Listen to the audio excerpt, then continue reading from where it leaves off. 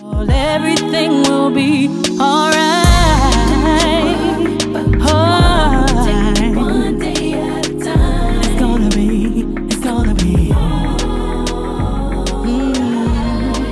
Even though we start right now, the sun is gonna shine. It's gonna be. Welcome to another episode of Hashtag I'm Just Saying. I'm yours truly, MemeMichelle. Thank you guys so much for tuning in. I want you to get involved. I want you to ask questions. I want you to leave your comments. And if you are new to my channel, please click the subscribe button and ring the bell for notifications. Today, we are continuing our series on Love Never Fails. And today, we have Mr. and Mrs. Ceasar. Now, you've seen both of them on my show. We did the Mother's Day episode with Rachel, and Dre just, he speaks for himself, Lord Child. So, before we get started, how y'all doing? How y'all been making it? How everything going? We're doing okay. If I could get past these post-COVID issues, I'd be wonderful. Yeah, we're gonna talk about we're at a point, maybe, that now I only feel like choking her about 3 days a week. 4 days a week she good. So but about 3 days a week, I just choke her till she change colors. I don't really like choke her out. Once her eyes start to water, she change colors, I let her go and I kiss her on the forehead. And then we watch Law and Order SVU. Now, if anybody believe that story, I got some swamp land I want to sell y'all. You can build your nice mansion on it. Yes, indeed. Yes, indeed. So I got a question before we start. The verdict came in yesterday. Wow. How did y'all feel? Yes. I cried. I felt relief. I cried. I felt like this is just the first step. Trust me, this is long from being over, but at least for the first step, thank you, Jesus. Yes. Thank you, Jesus. What about you, Dre? Man, for that moment, I felt relieved. I felt great because I was on the edge about what's going to happen if the jury does what they normally do, right? What would be the condition of the nation today if that had happened? So I was kind of like poised for that. But then when it was guilty, of course I was like, thank you, Jesus. And I was in a good spot with that. But the thing about it is, it brings on other questions still about today, tomorrow, and the next days, because, for all those that aren't like us, that wanted that verdict to be innocent, right, or not guilty, what's their demeanor right now? What's their position right now? Especially with those that are a little bit more fanatical about it. As Black men, what alarms do we need to have on right now just because of that verdict? So it transcends a lot of layers just past getting justice for George Floyd. We just have to wait on the sentencing now and see what that does. That was my thing. Like everybody said, I can breathe now. I'm not gonna breathe until the sentencing because I need him to be sentenced accordingly. I need for the punishment to reflect. To reflect what he did, the crime. I need him to be in the cell with Fleece Johnson. I like you, that won't ever and happen. I want you. Because he's going to always have to be in solitary confinement from the day he goes in. I don't want him to have no special treatment because he's a police officer. I want him to be in general population. They won't do it. They can't. I think by law they can't do it because he's automatically at risk. Yeah, that's what that'll they make the said state liable. The state will be liable to put him in general population because they know it's already known that if you put him in gen pop, he's at high risk. Yeah. But they put us in gen pop. They put everybody else all day today and twice tomorrow. Right about yes. Not to say that it's justified. I'm just telling you just what it is, right? And so. But we're gonna eat the sandwich one bite at a time. We've got our guilty verdict, and then we're gonna wait a couple months and see what happens with with that particular punishment phase, and then we have to look at what happened with Dante White. I mean, it just never ends. There's so much injustice out there. At the end of the day, that's what happened yesterday was really just a splash in the ocean of what we need to get to. To not be talking about what do you think about the verdict of a white cop killing another Black man and being found guilty. And even if a Black cop kills a white man, I want the punishment to reflect. Exactly, you're right. You have to be accountable for your actions. Yeah. Absolutely. Let the accountability portion of it be equal. Yeah. That's fair. So today I am drinking some synergy, and it has probiotics in it. It's a raw kombucha, and it's called Wonderful, a watermelon wonderful, a wonderful watermelon. Oh, okay. Wow. What alcohol is in it? None. There's no alcohol. Oh, wow. And it only has 70 calories. It has probiotics and enzymes. Oh, wow. Okay. Healthy inputs. I got this from the Trader Joe's, but you can get it from your local grocery store. Okay, like that. All right. All right, so let's get it started. Let's do it. Let's get it started. So, how did you guys meet, and how many years have you guys been together? So we met. So there was this one day in band camp. You know, both of us can talk. So there was this one day in band camp. No, actually, it was Prairie View's marching band camp, summer of '86.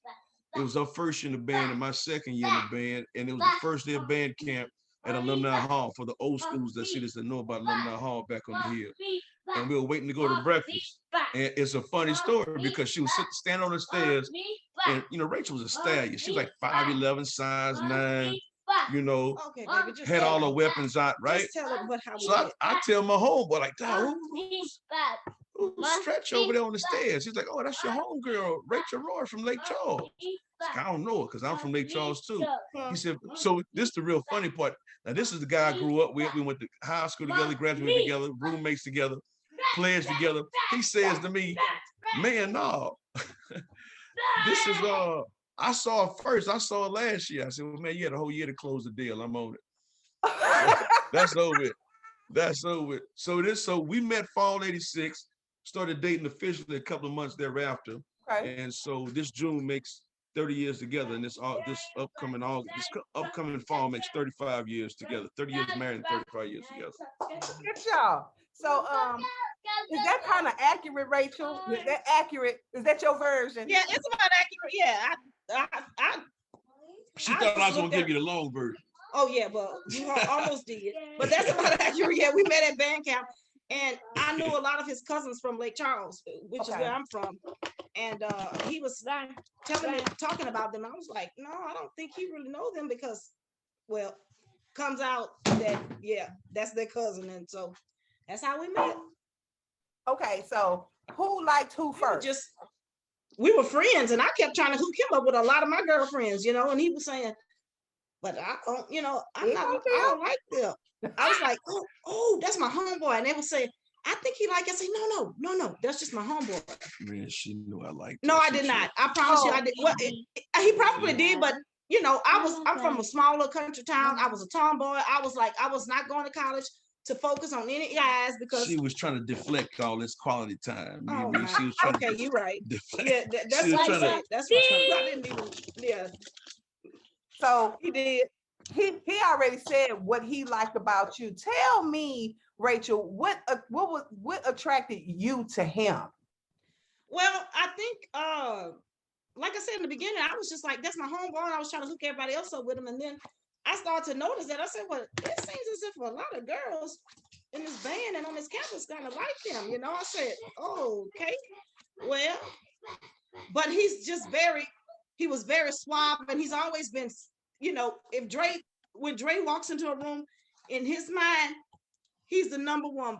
He's the number one, baby. No. Yes, he does. Yes, he does. And I'm gonna tell you, that's what made me start to like him, because I'm like, oh, this is a debonair. This guy's smooth. Oh, he's smooth, baby. He's sure with himself. Trust me on that. You didn't have to worry about him with no confidence. We can edit this. No, it's the truth. I promise you. And I'm like, oh, this man is something else. He's something else. And but that's it. She's asking me what made me, you know, attracted to you, and it was because he was debonair and suave, and he was like confident. Hey, very confident. What's the confident? So you don't I want to ask y'all a question.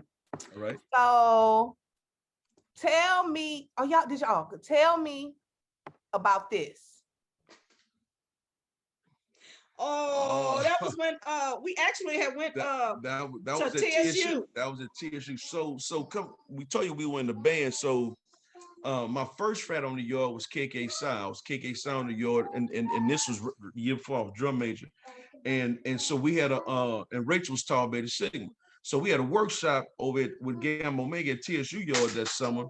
when we had the Southern Bros, PV, and then Gamma Omega. So it was the KK and TBS all weekend for this workshop, and then we were all out there kicking it. Back in those days, it was cool to match. This the late '80s, right? Yeah. So I went out and bought us some matching warm-ups in blue and white with a little touch of black to hit it with with the KK solid flavor. And then I want everybody to let all the bros know, look, she with somebody, man. Don't start no fights out here. Yeah, but we thought it was so cute dressing like I'm sure back there, baby. It was like that was 1989. So Dre, I'm gonna ask you a question. How did you know that she was the one? Wow, it's pretty easy. Rachel taught me how to express love. Okay. Right. So I was raised as an only child with old school Louisiana mama, old school Louisiana daddy. My parents didn't hug and kiss a lot. They didn't say I love you a lot. In fact, it was my graduation day of high school from Madison back in '85, June of '85. The first time my mother told me she loved me, right? And I was on my way to graduation. I was in my 20s before my father ever told me. So I knew what love was. I was always shown love, but love wasn't expressed like verbally and stuff like that. So when I met Rachel, she comes from her mother was very loving. She's got 6 brothers and sisters. Her mother raised them all with, showing and expressing love to one another and what have you. So the longer we dated, the more she started to show me love, the more I recognized how it felt to receive the expression of love, because I knew not what that was, right? Yeah. And so that kind of taught me that some things I was feeling for her, it's okay to express it, right? I could be feeling something, but I'm gonna have the blinders on. I can't be revealing all that Hallmark side. Oh my the Hallmark side. I got to stick to the Rudy Ray Moe. You know what I'm saying? Got you. So she made you comfortable enough to be vulnerable with her. Oh yeah. Because you know how it is coming up in the city. You don't show vulnerability easy. You're taught that you shouldn't. That's a sign of weakness, right? So no. I wasn't accustomed to that. And we were actually friends first because because he had to get to know me. I was not I know he was used to these city girls, and I'm like, okay, well, I'm not doing nothing with this man. He gonna get to know me. Look how he looking. And the first time I let him kiss me, it was a smack on our campus. You're right. I was like, and it was probably a good month after we had been talking. And I said, okay, good. And he looking like, what? That's it? Yeah, we was talking. I go meet at the dorm and we go walk around the campus. And you go walking, but you're looking for all these nice, cozy, darker spots around the yard. You can dip off, get something going, right? Move around. Now she wouldn't have that. She wasn't quick to let you hold her hand or, do no early on smacking and whatnot. I was like, what's up with that? I don't, so I'm calling my first cousins and them back in Lake Charles. I'm like, dude, what's up with him? And she, she seemed a little uptight with her. He's like, man, she they told me how strict her daddy was back in Lake Charles. So he said, they didn't do it like that. So, all right, cool, whatever. So, we got through all that. We got through the early potholes, and then we got to the point where we couldn't walk enough. I'm sorry. He's just popping in and out. He did tell me that. Now, I got another picture I want y'all to tell me about. Okay. All right. Y'all know I will go on your Facebook and I will still. Oh, that's good. That's good. There's nothing wrong with that. All right, so let's get to it. Tell me about the wedding day. Tell me about this. I don't know if you really want to hear about that wedding day, because that wedding day. Tell me about the wedding day. So Rachel and I got married at Southwest Bridge, right? We were actually the first couple ever to get married at that church back in 1991 with Pastor Pat. We got married about 5 months after the church opened, right? And we had joined. I got baptized there, whatever. So we get to wedding day, and the bridesmaids' dresses still aren't ready yet. Oh, we were tripping. She was stressed out. One of my best friend, she was my matron of honor. Well, she knew her mom. She knew a lady who sold, and the lady some kind of way got backed up. And make a long story short, our wedding started 2 hours late. 2 hours late. Now Now and I'm in the one room like, oh my gosh, I don't know. panicking. Him and his groomsmen, they chilling. They getting their drink on. Oh, yeah, we at the church. ain't nothing that's going on that whiskey won't fix. That I know. You know what I'm saying? Ain't nothing that's going on right now with this impunctuation, this impunctuality with the dresses. There's nothing about that this whiskey won't fix. So I'm gonna go with the resolve and wait. But thank goodness we had two wonderful singers, and both of them are professional singers now. And they entertain our Yeah, they guests and entertained stuff the until the guests wedding and started. kept it funny. Man, And ain't that a we made blessing it a to have good somebody time. that can blow a little bit? Ain't that a Yes. blessing before Yeah. Jesus? Yes. So let's get into something. So every relationship has peaks, valleys, and challenges. How do you two work through the storms in your relationships when they come? Win. Yeah, because We we've had, talking about 3 decades of working through yeah, storms. and it's So a lot of prayer. It's a it's lot of, seasons of how you deal with it. it's a lot of prayer, but it's also a lot of it takes it's a job. It takes work. I mean, some days I don't like them. Some days I don't even think I love them. But I know I'm in love with him still. But some days it's like, oh, this man, and I know he feels the same way about me. But it just takes, prayer and refocusing, and now we're at the stage now where we are learning to communicate better with one another, because that's a big part of your relationship. And before, I'm a screamer, I'm a yeller. We have 7 of us children, so we come from a family that's loud, very loud. Yeah. He's not used to that. He's an only child, so he's like, okay, Rachel, just calm down. So, but I'll be going, and now I'm learning, okay, stop, let's talk. And Rachel, you need to hear what he's saying. And we've gone to therapy. I can tell you, I have a good therapist. I like my therapist. Oh, I need it. Thank you, Jesus. Besides God, thank you. But the other piece to it was was that in our early years, we both hooped and hollered and fussed and cussed every time there was a disagreement. That was the resolve, because you didn't know no other way to resolve but to fight back and try to win, right? So in our latter years, my posture is I want to ease the understanding, or ease the compromise. So even if I don't understand where you're coming from, let's compromise when we see it different. But the whole rah, we too grown for that. At our big age, we're not doing that, a hoop and holler and cussing. I'm not doing that. Yes, indeed. So No for that. No for was that. there ever a time where you guys thought that you wouldn't make it?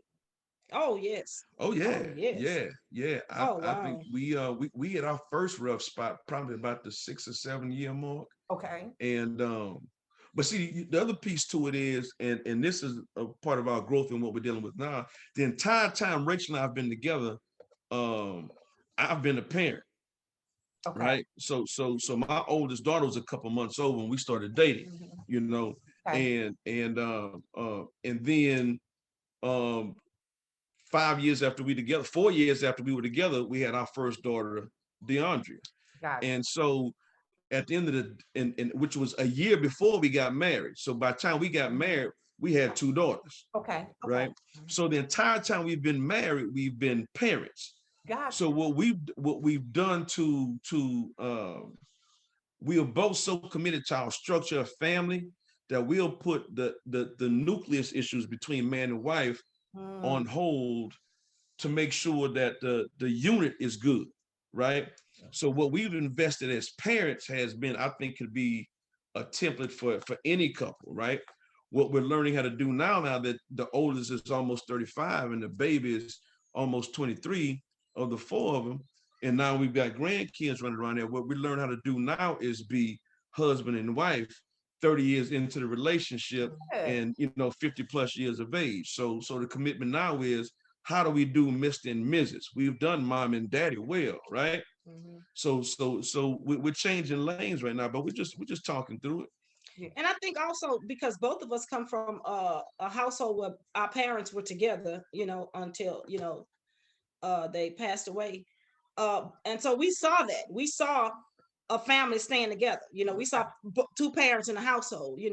Even if they fussed, cussed, did whatever, they were still there. And I'm not saying that may work for everybody, but it worked for us. And of course, it was trying times. It's times that I was like, I think you need to probably go stay with your parents for a couple of weeks or something until we can, get it together. And he would say, I'm not going nowhere further than the sofa. I know that's right. I know that's right. Boss, I'm going to the sofa. Okay, you know what I'm saying? Tell me this. How do you guys balance work, being parents, and finding time for one another, and explain why date night is so important? Okay, you want to take that? Well, see, that's one thing that we're working on now, to be honest, because before we didn't have a date night. It was work, parents, work, parents, work, parents. Rachel and Dre, they spent their time in the room when they were getting ready to go to bed or in the morning. That's the time. We didn't have we didn't have time for that. But now that the kids are grown, and yeah, we have our grandson, but it's just we have to find time for us, for things that we like, and the things that we like way back 30 years ago has changed drastically, So what? So yeah, when you got tenure like we have, you got a like invisible hurdle is the polarization of compatibility. When you're young and in love, it's totally different when you're grown and in love, right? When you're young and in love, the pretty much the biggest percentage of the pie in the circle is how many times y'all tossing covers. Yeah. You know what I'm saying? If you getting after 3, 4, 5 days a week, 2 and 3 times a day, your emotions gonna take over because you physically connecting all the time, and you think that's in love, right? But then you start to weather those storms. You have those babies, you lose those jobs, you get behind on those bills, you fuss, you fight, you trying to figure it out, you're hanging on by a thread. You go through all of that. Now you're defining, okay, this is truly love. Now we need to bring the fabric of love we have. Now we need to really just put a spark into the in love part, the intimacy, right? Gotcha. And so and it's different because the flip side to it is that in my opinion, we've done a great job raising our daughters. Our daughters are doing wonderful things. They're productive people in society. They're doing some great things, right? And then we got the grandson, right? And so my thing is me telling her, hey, it's time for us to move around. Let's take out, let's get, right? But then of course, we've had COVID the last 15 months. She got ill with COVID first, pretty ill with COVID. And then I had the latter part of the year, but she still has, she's still dealing with some side effects from it and working a lot from home. I started a new job 6 months ago, and I travel every other week. I'm traveling, right? I'm on the road quite a bit.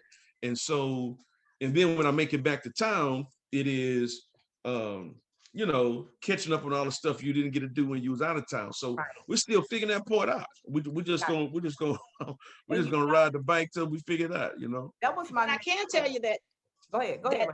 When he's out of town, I think that's kind of helping our relationship also, because they say absence make the heart grow fonder. So it's like we could he's here a week, then a lot of times he's gone the next week, and I'm doing Rachel. He's there, he's working, but he gets to do Dre. And then the next week we oh, he's home now. Oh, baby, I miss you. And things like that. So I think that's like I think that's kind of beneficial in a way, because it does. Rachel is getting to know Rachel. Gotcha. Not Rachel the mother, not Rachel Dre's wife, Rachel. Gotcha. And that's working for me. Rachel, I know earlier you had a personal experience with COVID, as did I. How was that for you? And then Dre, how did that affect you emotionally? So we'll let Rachel answer first, and then you explain how you felt while she went through that. Okay, well, it was hard, and since I've had COVID, every day I'm in pain, and some days is a lot worse than other days. And like recently, I started working out again, and so my goodness, the pain is just horrible some days. And Dre likes to go and let maybe he'll say, well, let's go do this tonight, and let's go. And I'm like, I can't, I don't feel well. And so I know he gets kind of like discouraged, and it's like, oh man, here we go again. And I'm like, babe, I'm trying. It's just that it has taken a lot. It's taken its toll on me mentally. It really has. It's a lot. It's a lot to deal with. Yeah. But I'm looking for the day that I'll be pain-free, and it's coming. Amen. I believe that in my heart. I know that to be true. I believe that too. So Dre, when she was really, really sick, tell me, how did that make you feel? Um, well, just kind of makes you question, what you're not doing right for that she needs. So, again, going back to the original piece about, being taught how to express love, my way of taking care of Rachel, it's always been when she's bearing my children, when she's been ill, whatever. I'll give you something to drink, but you don't have to worry about nothing else but you, right? I got everything else. I got the kids, I got the grandkids, all this good. You just here. When you're hungry, I'll feed you. When you're thirsty, I'll get you drink, that kind of thing. But but because we crossed that bridge and had some issues with that in our younger years, so now she had it. We're grown as hell, and she going through the same thing, but she's hurting and because she caught it early on in the shutdown, right? Of course, there was a lot of fears because people were just dying left and right? So in addition to what she was going through physically, she also has some emotional connectivity to it, like, am I going to die? She lost her mother when she was 14. So she's thinking like, I want to be here for my daughters. I want to be here for my grandchildren, because nobody knew this was March, right? Yeah. This is March 2020. So, and finding the right words to say, maybe, hold the hand at the right time, rub the shoulders at the right time, just I'll, I've got to stop and remind myself to do those things, because I'll just take care of everything, because I'm a doer, right? So I just do what needs to be done, so you don't have to do it. I take all the do stuff off your list, and for me, that's taking care of you. But it might not be what she wants or needs. Got you. For that emotional satisfaction, right? But also I can say that one thing about it, that he wasn't going anywhere. He said, I mean, they say self-quarantine and do whatever. He said, I'm sleeping in the bed with my wife. He was like, she's sick. He said, I'm not going. And I would say, Dre, but you're not supposed to. I know what they say, but I know what I'm doing.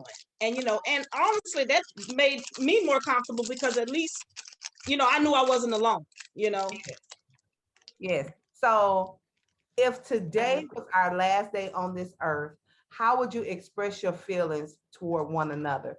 What would you want your spouse to know that maybe they don't know? Oh, wow. I would say, Dre, deep you about to leave today? Your life insurance, okay? You better make sure. I got to make sure, baby. Take care. No, I would, you know what? That would be, you see, because we've been together so long. So it's like, I've been with him longer than I've been without him. And so not only is he my husband, he's my best friend. So that to me would, I don't know what I would say. I would, I would let him know, well, we know that there's life after death. I don't know. I would just tell him that, baby, I love you. I've always loved you. I will continue to love you. Just if I'm the one that's going to be gone, I'll be like, babe, take care of our daughters. Take care of our daughters and our grandkids. And I'll see you in heaven if you act right. I would tell her, I would I'll break it down, Dre. If this was our last day, I would say I would hope. Hold that thought, because I got to go get my charger, my computer. All right. I would hold you, baby. I would. I'm talking Okay, Dre. So. But I would probably have I would hope that I've loved her well enough the days that I've had for her not to regret that I didn't love her more with more days. Right. Come on, Dre. Ain't that something? Go on now. Go, say it, baby. Because I know I haven't loved perfect, right? But I've just loved the way I was created to love. I've done my best job at love, right? And I would hope that it's been enough. You feel me? That's sweet, baby. That's so sweet. That might be the highlight for the promo. All right now. Let's see who knows who best. So it's a game we're playing every week. So if it pertains to you, you point to yourself. Okay. If it pertains to your spouse, you point to the other person. But all right. If it's both of y'all, you throw up the deuce. All right. Okay. Okay, you ready? We ready. Who was the disciplinarian? Okay. Who is the funniest? Oh, you crazy. What else? She kind of funny, but you said funniest. No, it's both of them. Okay, Get up out of here. All right, I don't want no problems. Who is Mimi, you see this? I don't want no smoke. I don't want no problems tonight. Ease the compromise. Whatever. Okay. Who is the friendliest? Oh yeah, probably. Yeah, that's true. Yeah, because everybody he meet is his friend. Yeah, I'm not like that. He's right about that. Oh, Lord, I can't wait to get back to church, Drake. Yeah, you know everybody in the church. They be looking at me like, everybody, you know everybody at the TCWW. Who is the cleanest? I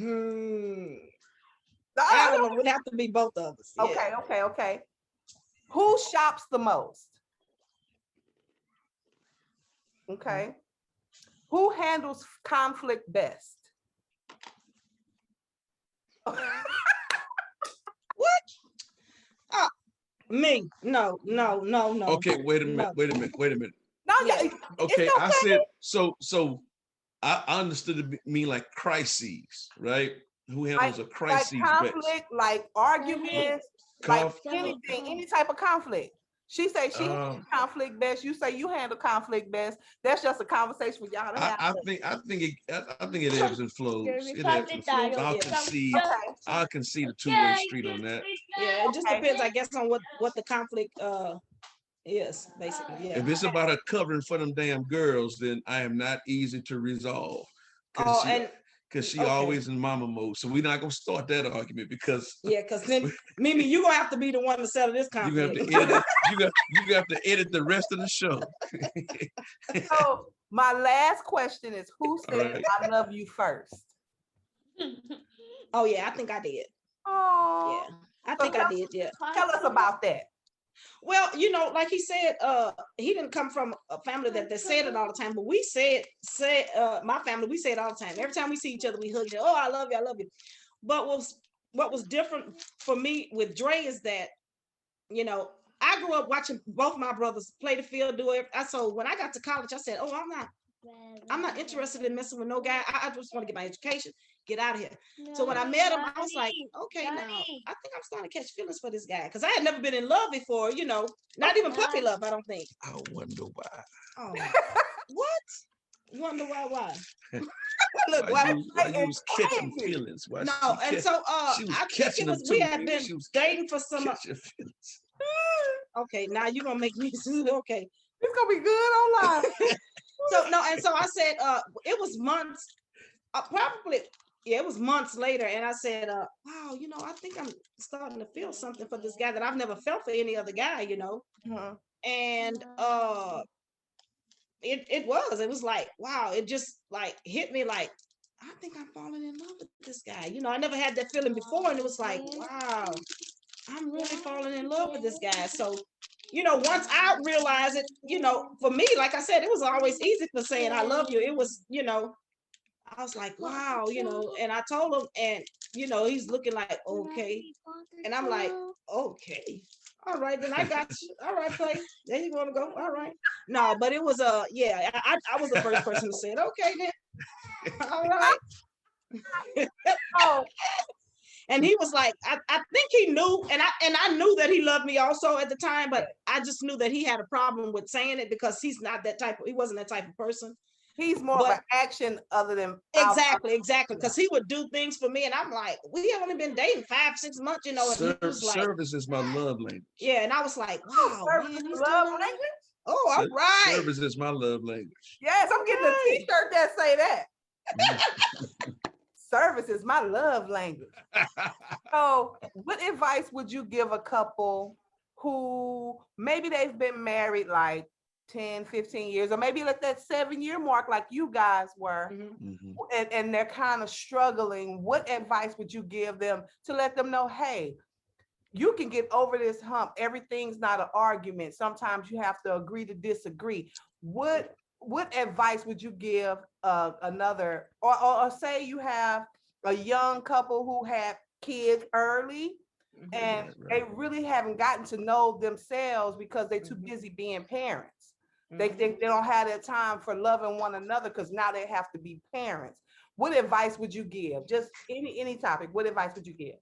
I would, for me, my advice is, and this is what I use for us being so young when we got together, had kids and had married and got married, was the fact that no matter what happens, I'm not going to the last chapter unless I've exhausted absolutely every resolve I can to save it.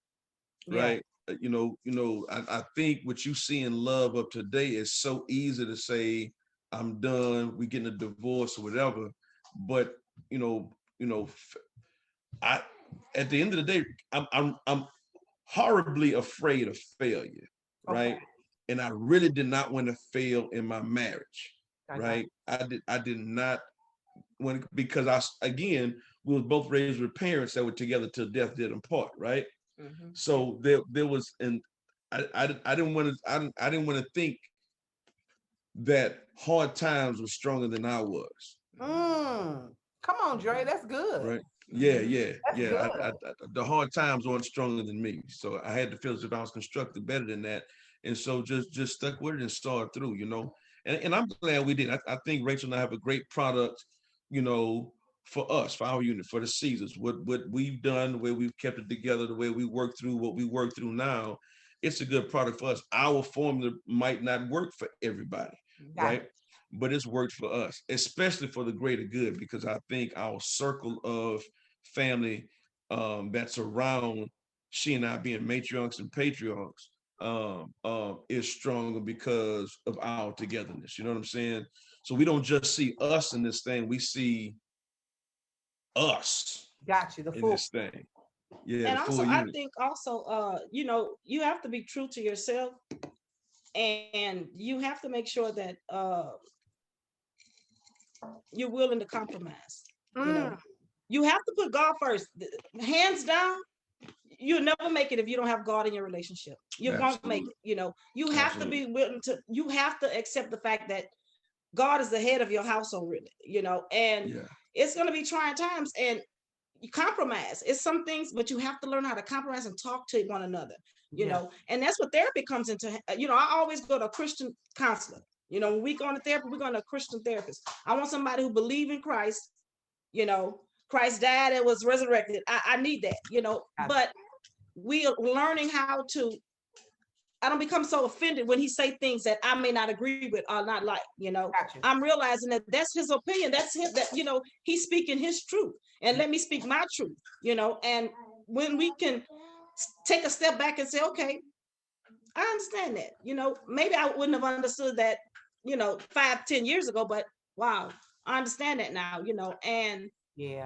And also I just think about my biggest thing, and maybe this is just kind of like crazy and selfish, but I keep thinking like when we go through those times when it's like man, I'm just sick of this, I want to be out, then I'm like, okay, so if you were to break up with him and you happen to see him out with someone else, how would that make you feel? Would you be like, oh, okay, hey Dre, or would you be like, your heart would just sink?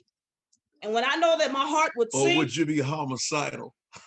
Yeah, either that, my heart would sink, or I'm like, oh no, I'm gonna take him out and her too while she had it. No, but and then I just say, you know what? This could be newsworthy. When you know that love is still there, it's something to say when that love is still there and say, wow, but I still love him. Because I mean, it's times when he can walk through the door, or we can be somewhere, and I just look at him, and I feel like that same teenager I was back on the campus, and I'm like, so you still get butterflies? Yes, yeah. Just call me Deacon Butterfly. You see, now you see what I'm trying to be, this man. Just call me Deacon Butterfly. And he is so silly. He's silly. But I do, and that's how I know that when that happens, that I'm still not just I just not only love him, but I'm still in love with him. When I get those butterflies, when I'm looking at him like, oh man, this is wow, he can give me a kiss and I'm like, okay, all right, we gotta go. Okay, so those are little things, but and that comes and goes. I mean, sometimes it's been months, sometimes maybe years, and I'm like, I can't stand this man, but he touched me and it's gonna be on. Okay, but that was a shock moment. That was a shock moment for me. For me, hallelujah. You know. Hold on, y'all. I am typing hashtag. Well, I'm almost finished. Can you just let me finish doing my show?